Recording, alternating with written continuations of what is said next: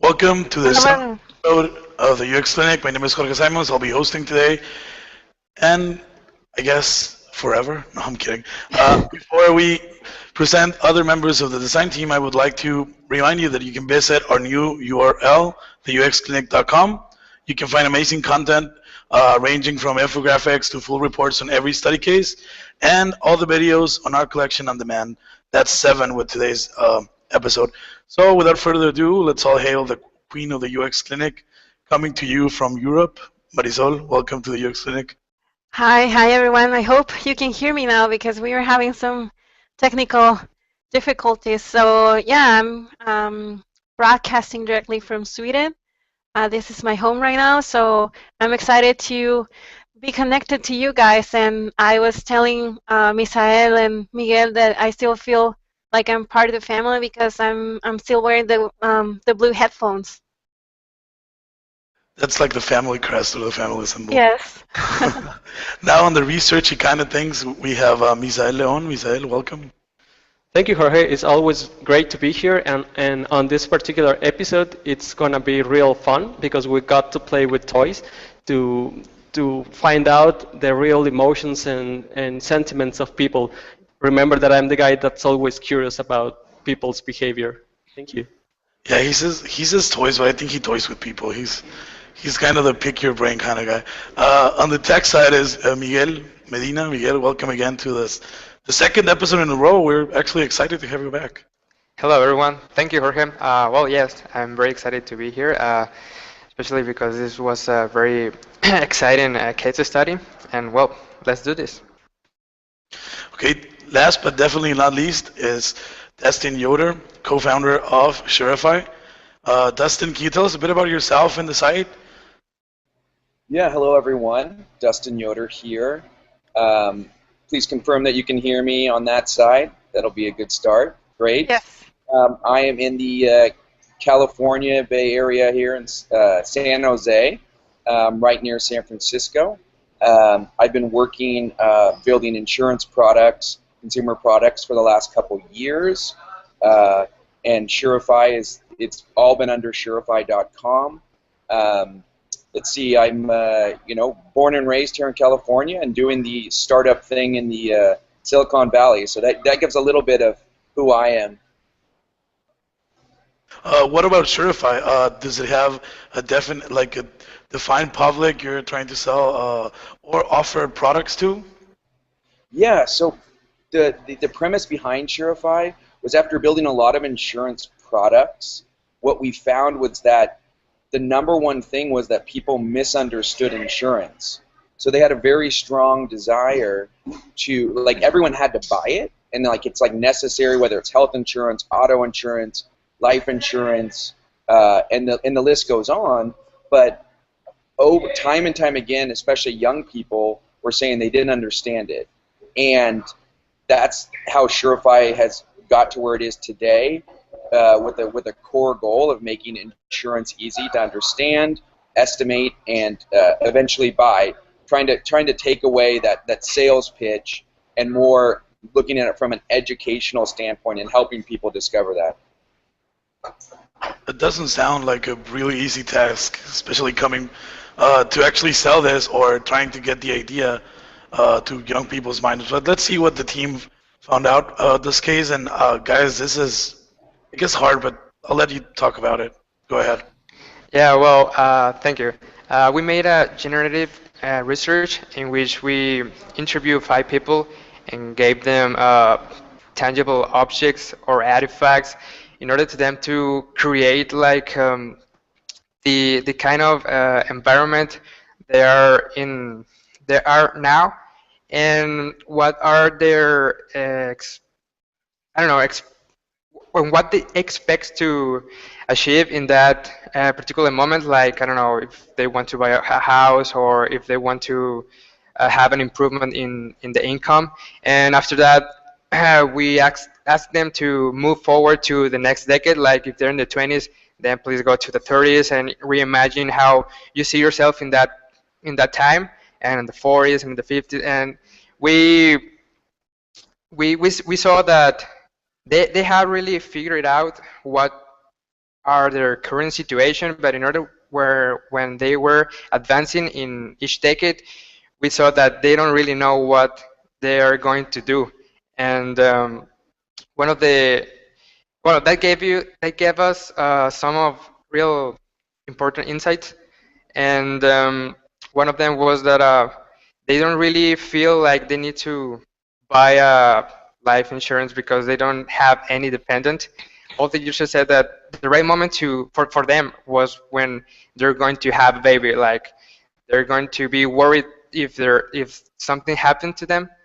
Well, that's one of the main insight that we found. And another was that they don't really feel like they trust any life insurance company because I think that they lie to them in how they hide the small letters in the contract.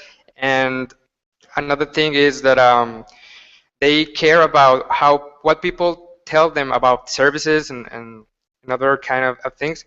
For example, one of the users told us that one friend of him had a bad experience when they needed a life insurance, and well, that kind of gave us some of the insights that they don't really want to.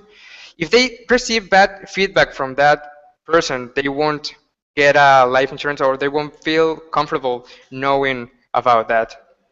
So you're basically dealing with a skeptical crowd of people living in the now who don't actually trust life insurance. Exactly. Yeah.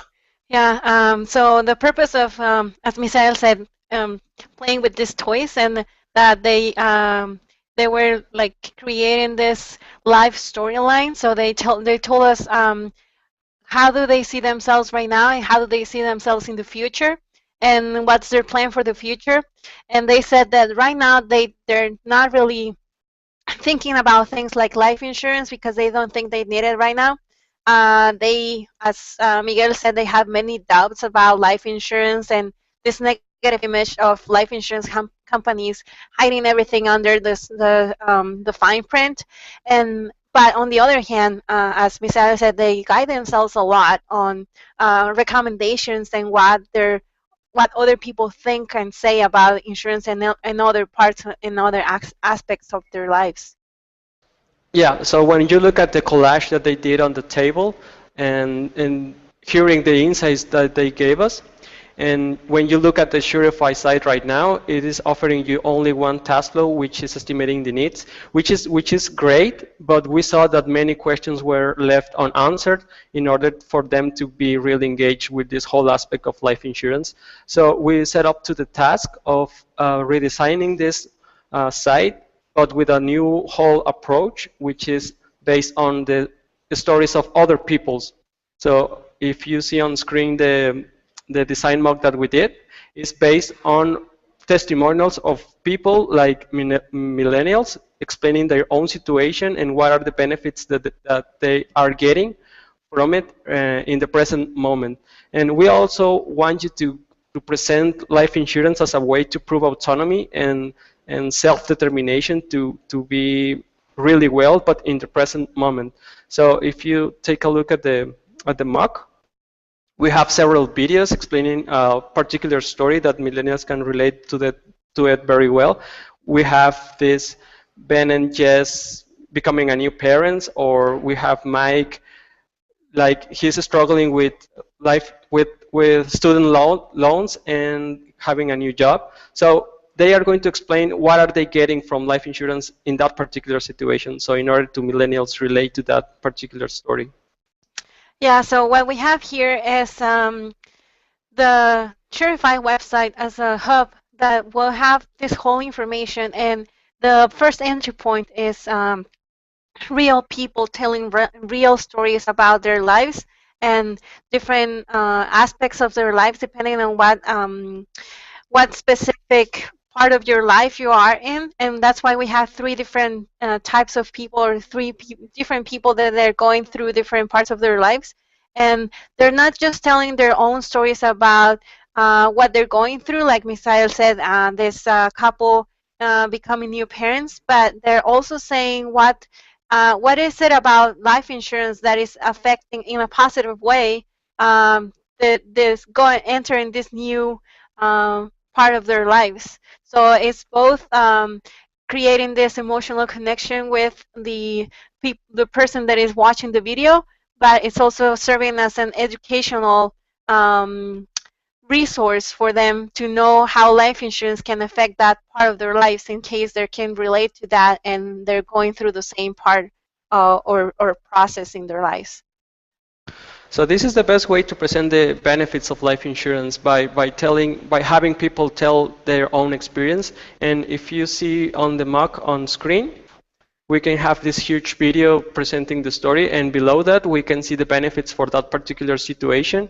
And we are going to tell them about what you can get from it now. So if you want to go to another story that might suit you better, you can do that as well. And this is the interesting part, because we are letting them to talk to an advisor or to build their own story so they can estimate their own needs. This is how we are complementing what you have on your site right now. Let's take a look at it. Yeah, that's it. So see, if you are starting to build your own story, you will choose the particular situation that the millennial is in right now. And we are going to be prompted to fill the questionnaire that you have on screen, that you have on your site currently. So this way we are ensuring that they're going to answer that and complete that process by solving all these questions that they have. Exactly. So this is a, sorry, just to say, to clarify, this is the second touch point. So once they know or once they explore one or more stories, they can tell their own story, and Sureify can take all this data and create a life insurance plan that they will feel is more personalized and tailored to their own specific moment in life that they're going through. I was just going to comment that one of the ways you can actually create trust or turn this really individual point of view from a millennial is actually giving them partners or people they trust as a figure to actually develop a connection. And I think it's a really smart way to just carry along the line of, well, maybe this could work for you now, not in 10 years' time or 20 years' time. Exactly. Millennials are indeed a really complex group of people. So we summarize all this strategy on this document that we call user journey. And you can see it on screen right now. And it is basically like the whole strategy that we are proposing you to follow to develop the content for your site by taking into account the insights of millennials towards the way they plan their lives and the way they seek information of insurance in general, and especially life insurance. So this is not really only about how they interact with the site, but it's more like the whole journey that they go through when they are looking for information. Perhaps they are talking to their parents or friends or peers, and perhaps they are looking videos of people on the internet about having the same experience, or looking into blogs or news feeds. So we are like portraying the whole aspect of millennials while they go into this complex journey. Let's remember that they think that life insurance is a really complex matter because of this legal contracts and fine print that they are so afraid of. Yeah, so the three aspects that we show you before, the first landing page or the home page of Sureify showing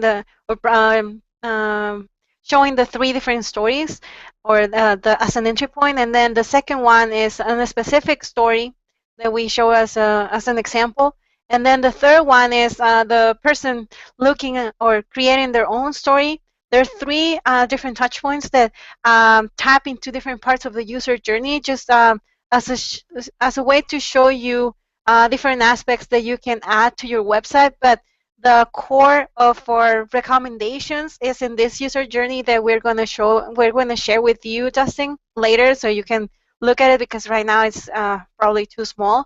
But the whole purpose of this is having the whole landscape or the big picture of how Sureify can work as a learning center or as an educational platform, and what are the different stakeholders that play into the different parts of the whole journey. So in this case, just as an example, we are suggesting you to have two different types of advisor within the system. So the first type of advisor will be this expert or the life insurance advisor that will guide the millennial through the whole process of purchasing a life insurance, and it will help him to learn how to read the fine print.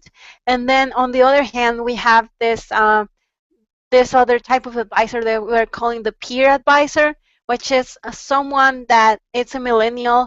It has he or she has life insurance and went through this whole process of probably uncertainty, and they didn't like she or him didn't know what to do or what to expect. So it's like guiding this new millennial going through this whole process, and the type of question that the millennial will do to the expert advisor will be completely different than the one that he might do to someone that is more like a peer. Wow, that's a lot of information, right? But no worries, we are summarizing this in our final takeaways. So basically, what we want you to do is to turn Sureify into this informative but quite concise learning center in which millennials can solve all their questions regarding this complex topic. And we think that there's no better way to present this information than by other people's experiences and stories through the videos that we show you. And we also would like to recommend you to present all this information as a way to prove autonomy and self-determination for improving their present well-being. Remember, they are not planning to get insurance anytime soon until something really big happens to their lives. But if you present this information of benefits in the present moment, you might get a better chance to engage with them. So the whole strategy that we are going for is showing the benefits of life insurance in the present, like here and the now, and also using life insurance as a tool for them to really have ownership of this autonomy that they're really journeying for. And yeah, just like having them have this feeling of independence and yeah, just like having this self-determination. Also, I would like to add that millennials, we all know that they don't want to be sold anything. They want to be an active part of the purchasing process of acquiring any service or product, and especially this type of services that are really complex. So let's have them explore and discover their own information on this new Sureify site in order to having them more engaged with the information. That's a whole lot of information I don't think it's fair for Dustin that we ask him to give us some feedback, but I think we really need to hear your opinion. You think this could work for Sureify? What's your take on this?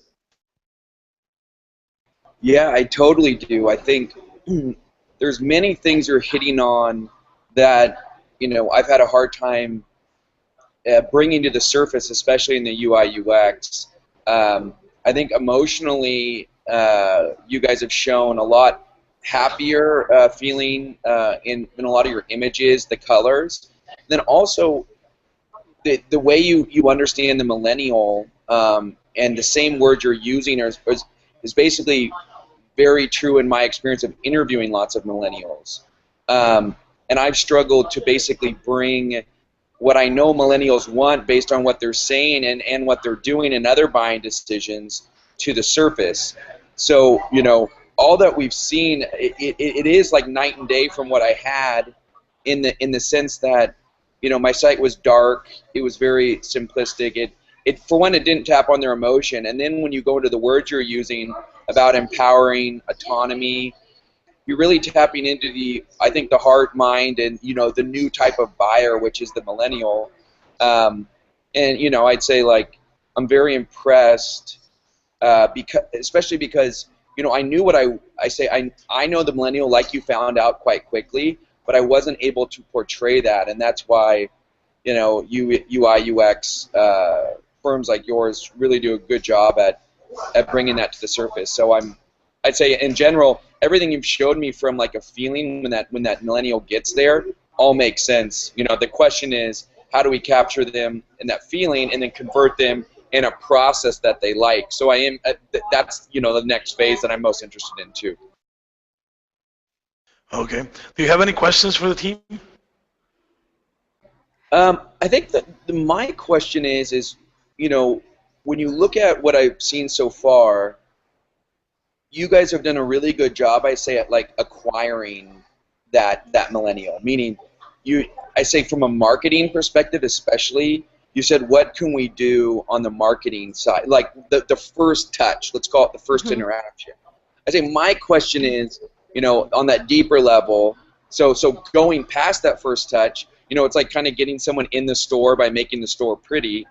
I have true questions on if I'm going to really please that millennial, how does that store feel go throughout the whole site?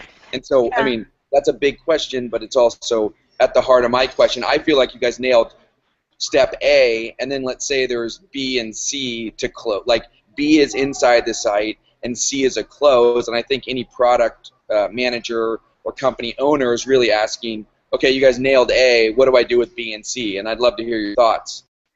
Yeah, I think when we were talking about the part of the whole user journey, and that's what we were talking about, like we can only show that much right now, so the next step for us, and the thing that we think is very critical once they get into the website, is having this exchange of information, or so both sharing the story and then what's after that, what happens after that, and having these two different types of advisors.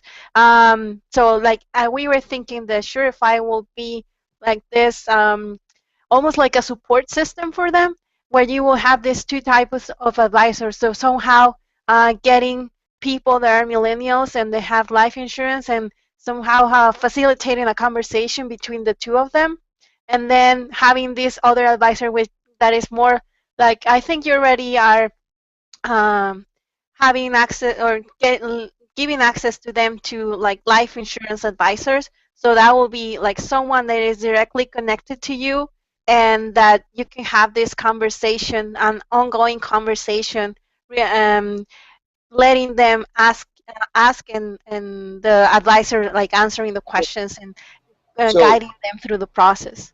So one question on that: do you guys foresee it like in your research? Like I think my site is very text heavy, or sorry, to dive into any insurance information is very text heavy in general. So I guess my question is, do you guys foresee these advisors being like on chat, on video? Is it like, talk to an advisor now with a video? Do you guys, did any of that kind of stuff evolve, or did you have any professional opinions on that? Yeah, we thought that initially could be like a chat, and then it will be evolving to like sometimes a video chat could be a little overwhelming for someone that doesn't really know if he or she wants to commit to something that is more long-term relationship with an advisor. So we thought we could start like a chat, and then eventually they could move on to something more like a video chat, where you can have a one-to-one closer connection.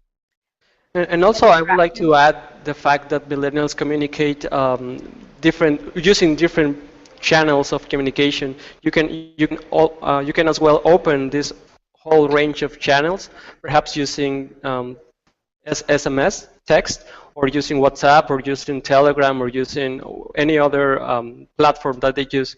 So let's remember, millennials are digital natives. I have some questions from the audience. This one is from Gilad Varlev. He or she asks, where do you get the users from? So we recruited 5 potential users that accounted for the the profile that we defined at the beginning of the research. We interviewed two groups, well, three groups actually.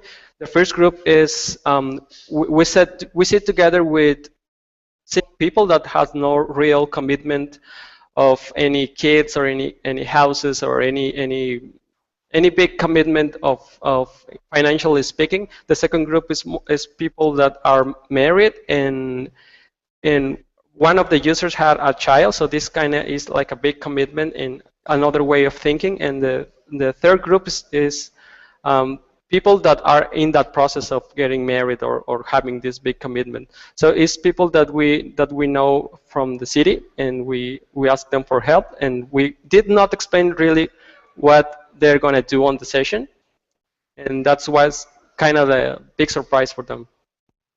We have a second question from our last episode's guest, Andrew Whitcomb. Nice shout out to him.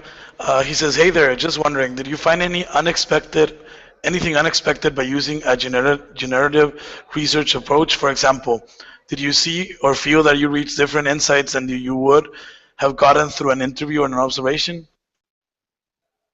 Should I repeat that again?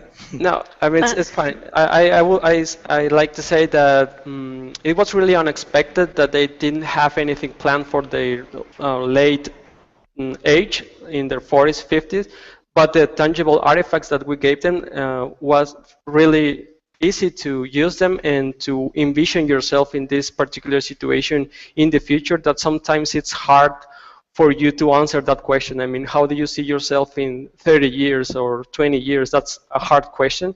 But with the artifacts that we gave them was really easy. So I think, yeah, we got more insights than just a regular interview. Okay. So we'll continue talking to Dustin in a second, but I just want to assure Gilad, who asked us to share the journey map with all of you in the audience. We'll be happy to share it in the report. Next week, if you subscribe to our user list on the UXClinic.com, we'll be happy to remind you when the report is up. So guys, before we go, is there anything you'd like to say? Yeah, I just want to invite everyone, if you have an app or a system or a website that you would like to get some help from us, just submit it. We have our new brand domain, the UXClinic.com, and you can go there and submit your website, or you can just send us an email, uxclinic@nursehelp.com.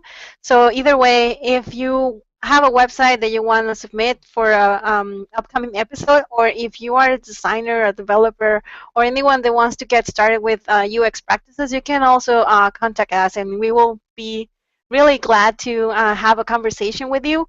And also, if you want to participate here, you can also send us an email, and we'll gladly have you in one of our episodes. Yes, and on the same, you can get the report of this episode and also from the previous episodes, in which we explain how we did this research and the whole breakdown step by step, so you can conduct your own activities on your own project. Yeah, so that's where you will get the user journey. And I just wanted to say thank you guys so much.